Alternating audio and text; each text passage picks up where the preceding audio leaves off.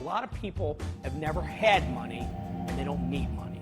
So we get rejected like that a lot because, you know what? They don't care about that stuff. They don't care about your money. They never had it. They're never going to have it. When they discovered Frank Fritz lifeless on his bathroom floor, no one was prepared for what was hidden in his garage, an astonishing secret worth millions. Behind that humble door were over 75 vintage motorcycles, including a jaw-dropping 1947 Indian Chief prototype valued at $250,000. Parked beside it, Aerosmith's long-lost tour van. Tucked away in the corner, a prototype Yoda from Star Wars, thought to have been destroyed by George Lucas himself. But it wasn't the rare collectibles that shocked people most, it was the stack of handwritten journals. Inside, they uncovered a haunting truth. What really happened during Frank's final days, the real reason he was fired from American Pickers, and the shocking scheme to steal his $6 million fortune. Frank Fritz's story began in Davenport, Iowa, in 1963. Even as a child, he stood out from the crowd.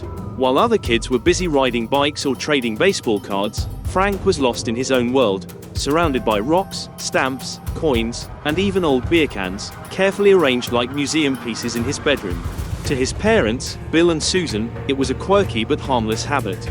But for Frank, every item had a soul, a forgotten story waiting to be remembered. He didn't just collect what was popular, he noticed the things everyone else ignored. Once, he admitted he used to pull staples out of school papers and save them. He even collected used razor blades. Odd, sure, but it revealed something important. Even as a kid, Frank had a sharp eye for the overlooked and the unusual.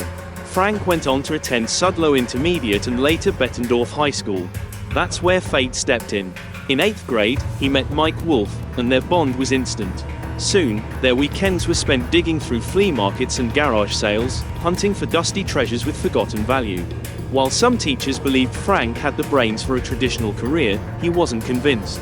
College never seemed like the right fit. Instead, he trusted his gut. That real wisdom came from touching the past, from holding history in his hands and understanding what gave it worth. After graduation, Frank became a fire inspector, covering much of Iowa for nearly 25 years. But the collector inside him never rested. If anything, it intensified. As a teenager, Frank was already serious about motorcycles. At just 16, he dropped more than $4,000, an enormous sum back then, on a 1964 Harley-Davidson. His parents were flawed, but Frank didn't see it as a reckless purchase. To him, it wasn't just a bike, it was living history. He worked long hours at places like Quad City Automatic Sprinkler and Coast to Coast Hardware to fund his growing obsession. Eventually, Frank owned more than 100 vintage motorcycles, so many that he built an entire barn just to house them. Every year, like clockwork, he rode out to the legendary Sturgis Motorcycle Rally in South Dakota. Long before the cameras rolled, Frank was already a fixture in the biker world, known and respected by fellow riders. But what truly set Frank apart wasn't just what he collected, it was how he did it. He had something rare, something he called a picker's eye. He could step into a crumbling barn or attic filled with dust and decay, and spot treasure where others saw junk. For years, Frank wandered through forgotten places, scribbling notes, mapping out secret finds, and imagining the lives behind the artifacts. He didn't just pick up objects, he picked up their stories. That deep respect for history turned Frank from a hobbyist into a preservationist. Every item he saved wasn't just a collectible, it was a rescued fragment of the past. And even in his day job as a fire inspector, the passion never slowed. Inspecting buildings gave him new opportunities. While checking for hazards, he often stumbled across fire helmets, antique alarms, and old gear left behind in dusty corners. To most, they were just obsolete tools. To Frank, they were relics. And his inspections became something more, secret treasure hunts, buried beneath fire codes and building permits. This dual life, inspector by day, picker by soul, shaped him into the expert he'd later be known as. The job sharpened his instincts. He learned to scan a room with laser focus, to see things others didn't even notice. That training followed him into every antique store and storage shed he ever stepped into. He wasn't just winging it, he had a method. Years of identifying building flaws taught him how to find hidden gems. That precision gave him an edge on American pickers, where spotting value in chaos was the whole game. But the turning point came quietly, with a single sale. Frank picked up a small item for $15. Nothing flashy. Then he sold it for $475. That moment stuck with him, not just because of the profit, but because it proved something. His knowledge mattered. Years of research, curiosity, and passion had built real value. That one deal lit a fire. Suddenly, collecting wasn't just fun. It could be a future. So in 2002, Frank made the leap. He left fire inspection behind and opened Frank's Finds in Savannah, Illinois. But this wasn't just a shop, it was like walking into a time capsule. A museum of firefighting history, antique tools, and oddities most folks forgot existed. The space had its own story, too. The building was a former opera house with an old bar still attached. Stepping inside felt like crossing into another era. Sure, it smelled musty and looked dim to some. But to Frank, that was the magic. This wasn't polished. It was authentic, just like him. Over the years, Frank's shop became a beacon for collectors and curious travelers. People flocked just to catch a glimpse of the strange and wonderful items on display. Not everyone appreciated the layout. For some, it was a maze, hard to navigate and a little overwhelming. But for those who understood Frank's vision, it was a treasure trove, full of history and wonder. The shop, with all its quirks, became the foundation for the next big chapter in Frank's life. And when television came calling, Frank was ready. He didn't need to put on an act. He simply had to be himself, the guy who saw gold in the things others overlooked, who never stopped believing that every object held a story worth telling. It was around 2002 when Mike Wolfe, camera in hand, began filming his treasure hunts. At that time, Frank had just left his steady job as a fire inspector and opened his own antique store in Savannah, Illinois. Frank was content. His store was his sanctuary, filled with vintage motorcycles, oil cans, and nostalgic toys. He wasn't looking for fame, but Mike had a vision, a belief that their picking adventures could become something much bigger. For months, Mike pushed Frank to hit the road with him. Frank wasn't sold. He liked his store. It was reliable. It was his. But then one day, everything shifted.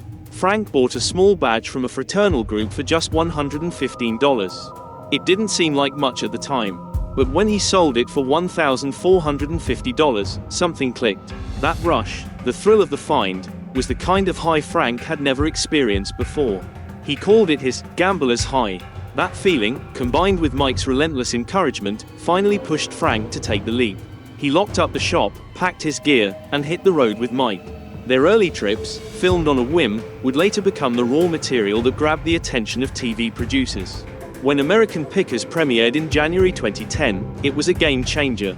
Frank went from a quiet shop owner to a star who millions tuned in to watch every week. The show's debut was massive. More than 3 million viewers, one of the biggest in History Channel's history. Frank, with his calm demeanor, stocky build, and beard, became the perfect contrast to Mike's high-energy personality. Viewers loved it, and soon, crowds started showing up just to see them in person. In October, they visited the California Surf Museum, and a huge crowd gathered outside. Frank, ever the introvert, looked at the sea of people in confusion. What are all these people doing here? He wondered aloud. But he stayed, signing autographs until there was no one left to sign for. In just 8 months, American Pickers hit 5.3 million viewers. Frank wasn't just a sidekick anymore, he was a full-fledged star. Their early trips were wild, unscripted adventures.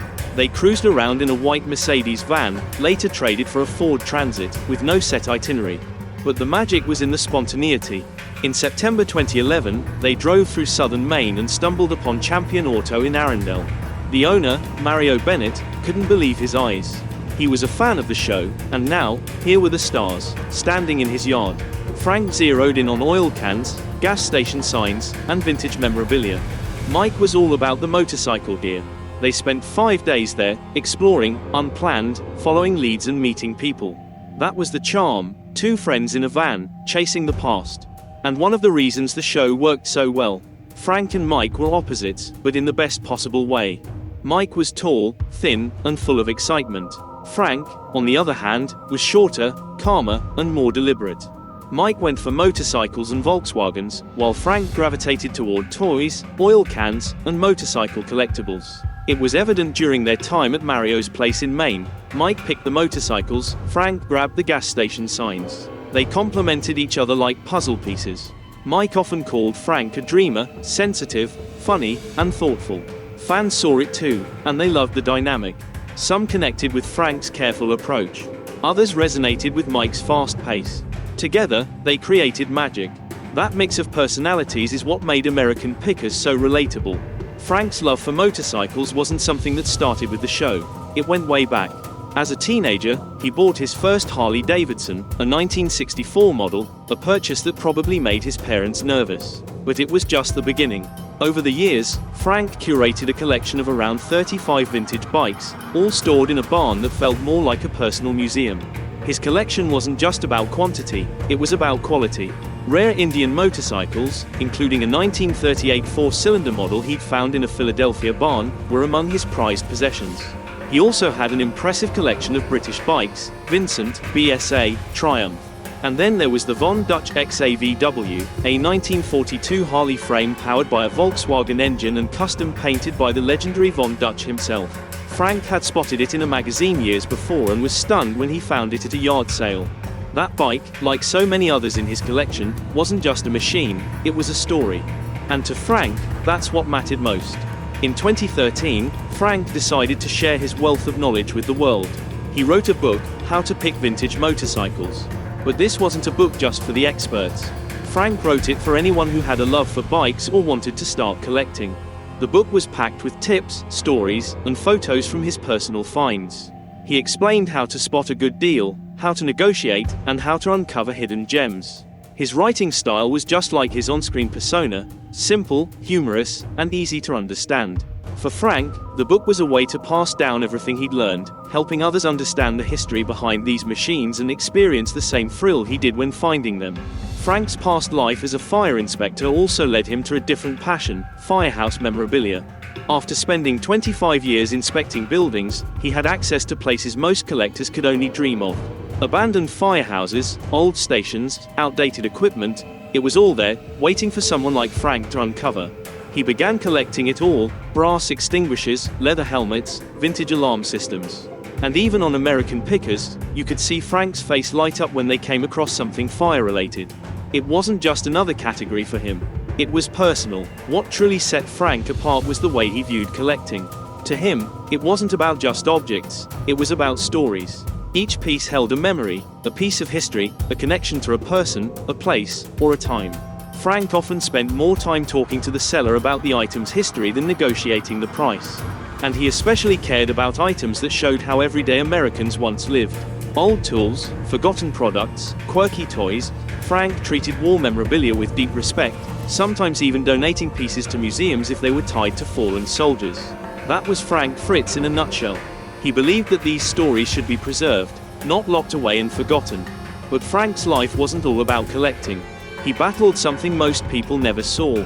For over 36 years, he lived with Crohn's disease, a painful and exhausting condition that made even the simplest tasks a struggle, especially while filming American pickers. A close friend once shared that Frank had been dealing with Crohn's since he was in his late 20s or early 30s.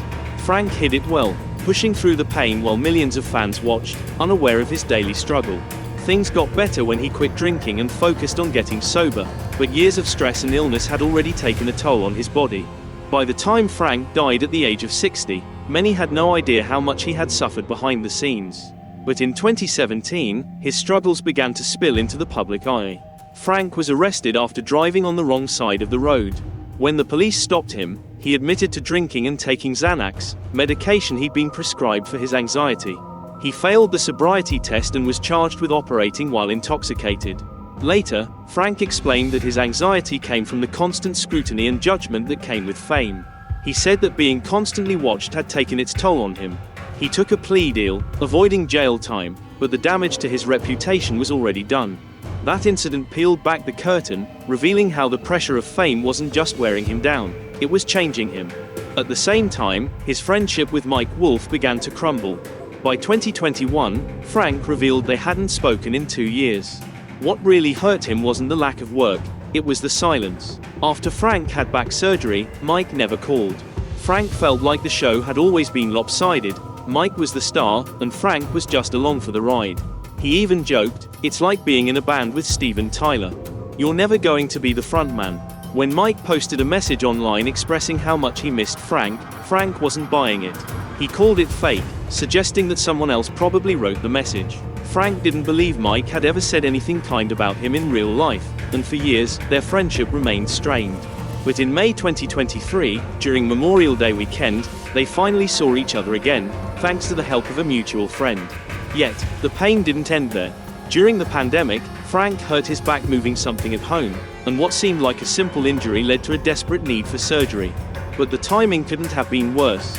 The lockdowns, isolation, and the breakdown of his relationship all hit at once. That's when Frank turned to opioids. What started as pain management spiraled into addiction. Mike Wolfe described it as watching a storm destroy someone. Despite his best efforts to intervene, Frank insisted he was fine, but he wasn't. Mike and the American Pickers team tried everything, staging an intervention, begging him to get clean, but the battle was uphill. When the show asked Frank to return, they required a clean drug test. Frank couldn't pass it, and that was the final blow to his time on American Pickers. Frank's last episode aired in March 2020. At first, it seemed like a temporary break. He later claimed he hadn't actually left. The surgery and then the COVID pandemic had put everything on hold. But by July 2021, Mike confirmed Frank wasn't coming back. He posted a message, wishing Frank well, but it felt hollow. The real story was more complicated. Behind the scenes, Frank had undergone major surgery, 185 stitches, 2 rods in his spine. He said he was ready to return, fully recovered, and eager to work again. But the network had other plans. They didn't bring him back. And according to those close to him, that decision crushed him. Frank felt forgotten, pushed aside. His health declined further. Then came July 14, 2022. Frank's life changed forever that morning. A friend walked into Frank's Iowa farmhouse and found him lying on the floor, unable to speak. The friend called 911 immediately. It turned out Frank had suffered a massive stroke. He was rushed to the hospital, but the damage to his brain was severe. He lost much of his ability to move and think clearly. After a month in the hospital, he was moved to a nursing home, a difficult new chapter in a long, painful battle for survival. Even after returning home, Frank required constant care. As his health worsened, there were numerous emergency calls, including one when he contracted pneumonia and was rushed back to the hospital. Over time, it became clear that Frank could no longer make decisions for himself, and in August 2022, the court stepped in. A court-appointed guardian, Frank's friend Chris Davis, was given authority to make personal decisions for him, while a bank managed his $6 million estate. Despite help, Frank's medical bills were overwhelming, costing $30,000 a month for care. His income of $60,000 annually wasn't enough, and there were talks of auctioning off his antiques to cover costs. As his health deteriorated, Frank's condition became heartbreaking. He couldn't move or speak, and his friend Jerry Jandro believed he had lost the will to fight. On September 30, 2024, Mike Wolfe rushed to Frank's side as he passed away, holding his hand and whispering his final message, "Go find your mom." Soon after, a legal battle ensued. Frank's father, William Fritz, filed a lawsuit, claiming the management of Frank's estate, including the valuable motorcycle collection, didn't reflect Frank's true wishes. He argued he should have more control over the distribution of Frank's possessions, disputing the decisions made by the estate managers and guardians.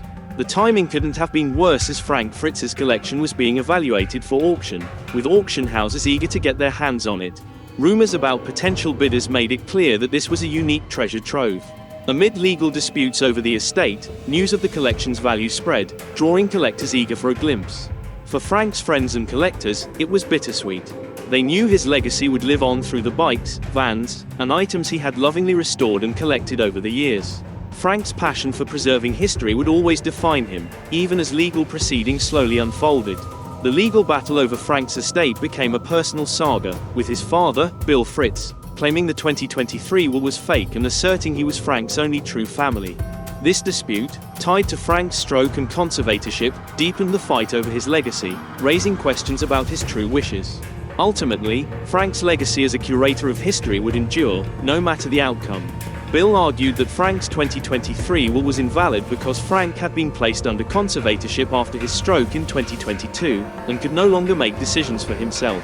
Bill, feeling pushed aside in the final years, claimed he was Frank's only true family and should inherit everything. The case raised questions about Frank's true wishes. Did he want to leave his estate to friends and caregivers, or to his father? Amidst the courtroom drama, one thing was clear. Frank's legacy wasn't about wealth, but about his passion for history. He valued the stories behind his antiques, motorcycles, and unique items, preserving forgotten pieces of the past. As the legal battle unfolds, Frank's impact will endure, with his collections finding new homes and his legacy living on through the stories he treasured.